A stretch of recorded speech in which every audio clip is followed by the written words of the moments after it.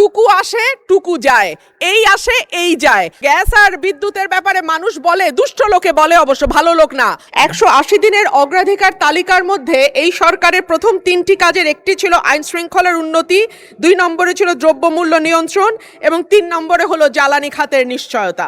মাননীয় স্পিকার, আইন শৃঙ্খলা পরিস্থিতি নিয়ে কথা বলতে গেলে মুশকিল হচ্ছে। আমাদের আইন শৃঙ্খলা সংক্রান্ত যিনি স্বরাষ্ট্রমন্ত্রী আছেন তিনি হয় ব্যঙ্গ করেন আর না হলে বাকচাতুর্য দিয়ে পুরো বিষয়টিকে ঢেকে দিতে চান।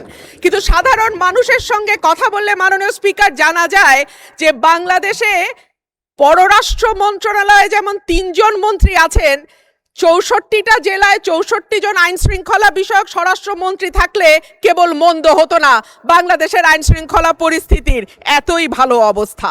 আর মাননীয় স্পিকার, জ্বালানি নিয়ে আর কি বলবো, তেল আর গ্যাস আর বিদ্যুতের ব্যাপারে মানুষ বলে, দুষ্ট লোকে বলে, অবশ্য ভালো লোক না, টুকু আসে টুকু যায়, এই আসে এই যায়, কতক্ষণ থাকে তারা নাকি বুঝতে পারে না। এইবার আসি মাননীয় স্পিকার, যখন তেলের দাম বাড়ছে, যখন বিদ্যুৎ হাহাকার এবং যখন গ্যাস পাওয়া যায় না, তখন 1 কোটি নতুন কর্মসংস্থান সৃষ্টি করবে বলে যেই সরকার প্রতিশ্রুতি দিয়েছিল নির্বাচনে, সেই সরকার ক্ষমতায় আসার 6 মাসের মধ্যে 62,000 লোক তাদের চাকরি হারিয়েছে আর 900-র উপরে কলকারখানা বন্ধ হয়ে গেছে। সো নতুন আর কর্মসংস্থান কি তৈরি হবে মাননীয় স্পিকার?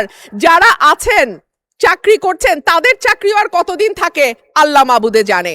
বাজারে যখন মানুষ যায় 80 টাকার নিচে কোনো সবজি নাই, ডিমের দাম কয়েক দফা বেড়েছে, চালের দাম, বিশেষ করে মিনিকেট যেই চাল বলা হয় এটা নাকি খায় না, তারপরেও তো কেউ কেউ খায় মাননীয় স্পিকার, যখন দ্বিগুণ হয়ে যায় এবং যখন আমরা টিসিবির লাইন দেখি তখন